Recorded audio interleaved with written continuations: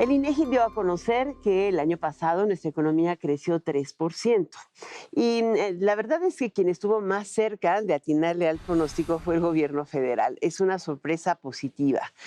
La mayor parte de los analistas estaban considerando que el crecimiento, cuando mucho, sería de 2.4%, y eso hacia noviembre. En enero del año pasado era considerablemente pesimista. Aquí con nada más ni nada menos que con el jefe de El economistas economista en del jefe. gobierno, jefe de economistas del gobierno Ahí mexicano. vamos en el caché. Ahí está. Rodrigo, de veras, qué placer que estés aquí con nosotros en la Es billetera. Rodrigo Mariscal. Ajá, Rodrigo Mariscal. Digo, es que para agarrar confianza. Ajá. Rodrigo, a ver, el escenario que estamos previendo o prevé el gobierno para este año tiene un rango muy grande, de entre 1.2% y 3% de crecimiento del Producto Interno Bruto.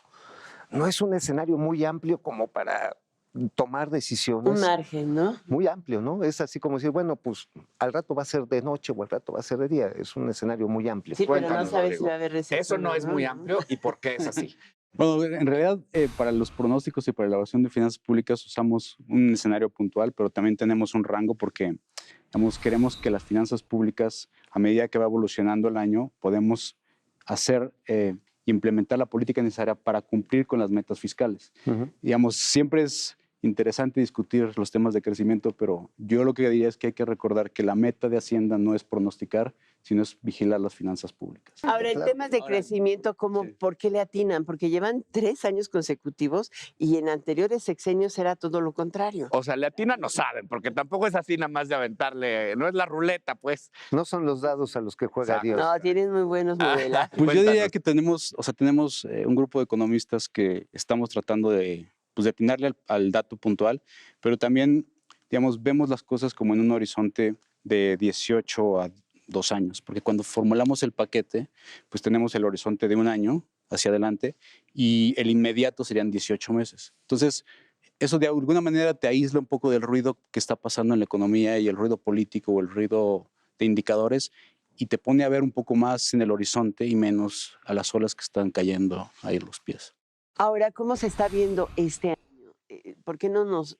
O sea, hay gente que dice es demasiado optimista que estén pronosticando un gente de crecimiento puntual del instituciones 3%, particularmente por lo que impacta en materia de economía externa, el crecimiento, ¿no? Por Estados Unidos. Mira, por la parte externa yo diría que esto, o sea, a finales del año pasado se veía una recesión o una probable recesión en Estados Unidos porque venía una inflación muy alta y muy persistente. Nadie se esperaba una inflación tan alta y tan persistente y la Reserva Federal se esperaba que iba a reaccionar muy fuerte a este escenario. Luego tienes todos los choques estos de la guerra con Ucrania, de los combustibles, que la verdad afectaron mucho a Europa, sobre todo la parte de la producción industrial. Y luego China, por otro lado, estaba completamente cerrado con la política de COVID-0. Entonces esos 3 factores que son los principales jugadores en el ajedrez económico mundial, estaban como que en una situación de que posiblemente les iba a ir tan bien. Lo que ha pasado recientemente es que, China ya abrió y se está dinamizando un poco más. Europa, pues logró contener de alguna manera el efecto del gas y los choques que podrían tener en la economía, sobre todo la parte no intensiva en producción energética le está yendo muy bien. El último dato que salió ayer le fue bastante bien. Digamos, está mejorando o no está tan empeorando tan fuerte. Y Estados Unidos, por otro lado, ya está conteniendo la inflación y posiblemente la Fed, si bien no tenga que ir tan allá o como se esperaba, podría empezar a bajar un poquito antes. Entonces, este escenario pone a México en una situación privilegiada. Ahora, México también tiene pues su qué hacer, ¿no? O sea, tiene sus propias condiciones que le van a ayudar a crecer mucho. Entonces, ¿cuáles son? Yo lo que sí, pero nada más para darte como dicen, el bottom line, es que yo creo que sí le va a ir mejor a México de lo que están esperando los analistas. Todavía no vamos a revisar los pronósticos, pero yo creo que sí va a haber un escenario que se va a empezar a revisar al alza. Hemos visto con los datos económicos y sobre todo del INEGI recientes alguna desaceleración en el consumo a finales del año pasado. También la producción manufacturera se ha estancado. Tenemos crecimiento en el sector primario y pareciera que los datos de alta frecuencia de enero están por el mismo sentido. ¿Es En enero, posible después de que los se gastos de mantenga diciembre. esta especie de estancamiento de primer trimestre? Mira, yo digo que no parece haber un estancamiento. El dato que salió del PIB es 0.4% trimestre a trimestre. Sí, Pero 0,45. Pero si tú pones el implícito que sale del IGAE, que no tenemos el dato de diciembre, lo tenemos a noviembre, pero tenemos ya un resultado preliminar del trimestre. Lo que uno puede inducir, digamos, implícitamente es cuánto creció diciembre.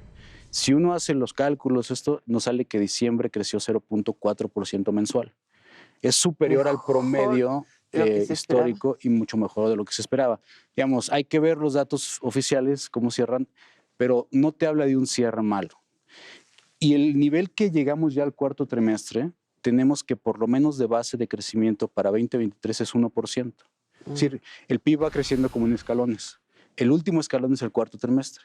Si ese escalón se queda ahí y ya no crecemos más, por lo menos creceríamos 1%. ¿Qué está impulsando el crecimiento de la economía mexicana? ¿Y qué impulsaría ese Ahora, y 3%? yo agregaría, ¿cuándo vamos a llegar a los niveles equivalentes a 2018 en términos de riqueza a valor Ya presente? llegamos. ¿Ya llegamos? Sí, se hace Ya, O sea, recuperó. porque el habíamos tercer trimestre, el PIB ya alcanzó un nivel, digamos, dependiendo de cómo lo quieras medir, pero Sí, anualizado. 18 billones y ahorita ya estamos por ahí de 18 Un billones. poquito arriba. Poquito arriba. Entonces, O sea, ya llegamos prácticamente al nivel que teníamos en el tercer trimestre de Y 2018. de hecho ya no hemos avanzamos tenido las 4 pérdida casillas frente que al nos dólar, fuimos ¿no? para atrás. Oye, Yo no voy a explícanos el desistir de las superpeso. razones, Rodrigo.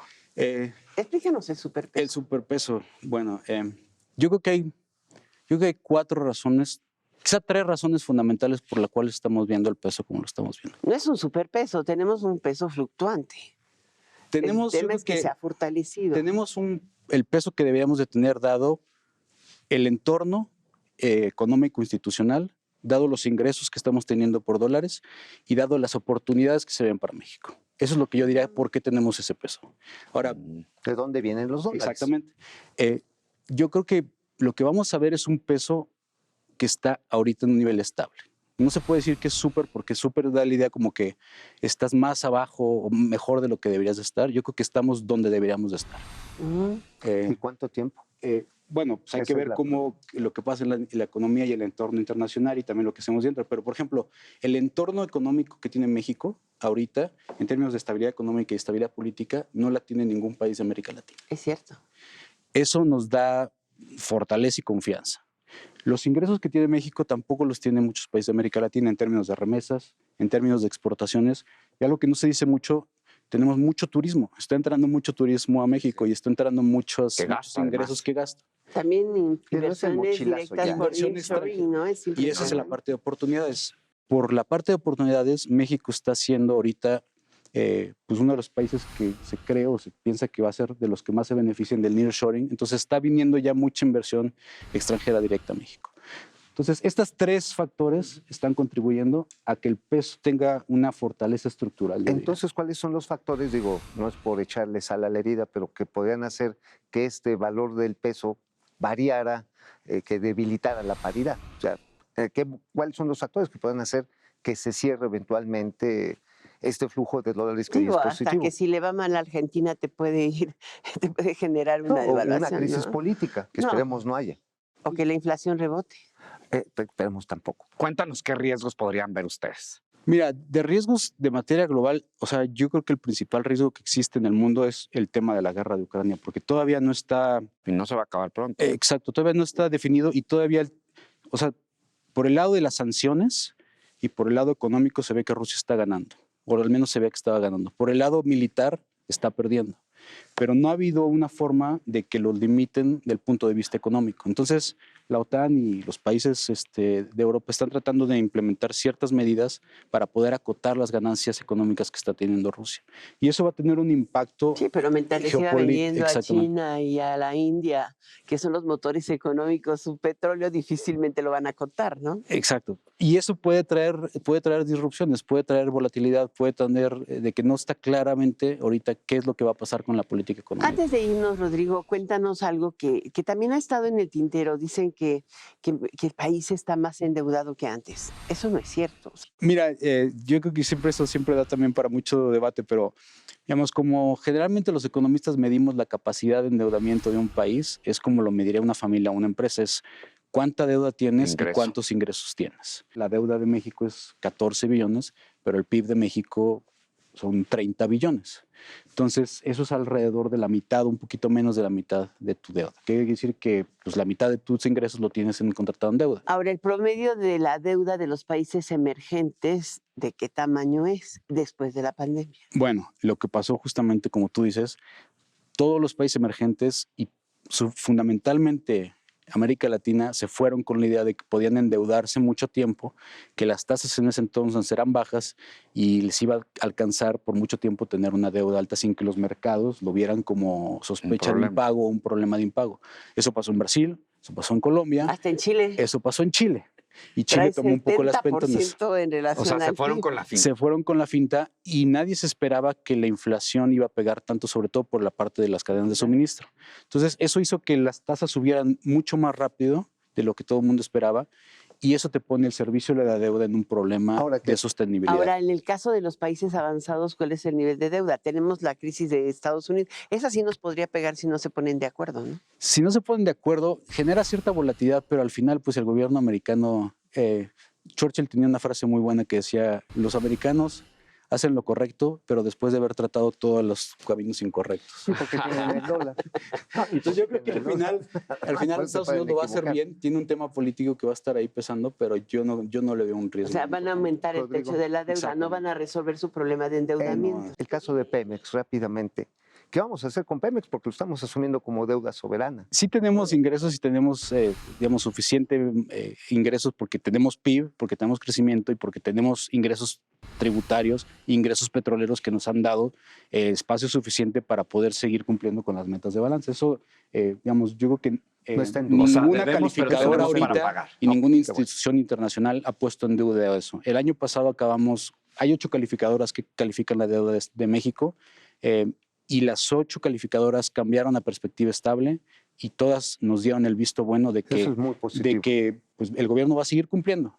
Y por el otro lado, el Fondo Monetario Internacional, con supuestos diferentes de crecimiento y de todo, pues llegaron a conclusiones muy similares de que la deuda se va a mantener en una senda sostenible y que los déficits van a ser muy de acuerdo a lo que está diciendo Van a ser Hacienda. manejables. De hecho, subió el pronóstico de crecimiento la semana pasada a 1.7, ¿no? Es de los países que más revisaron el crecimiento al alza. Sí, por Pues eso- yo creo que Está por eso ya en el creo- contexto Por eso del creo que pronóstico de vamos a Hacienda. empezar a ver revisiones al alza de crecimiento. Y yo lo que creo es que debemos dejar el pesimismo, ser pesimistas contra nosotros mismos, porque no estamos hablando de la economía de Mira, otros, cada vez que oyes estamos a un hablando de la economía economista, nuestra.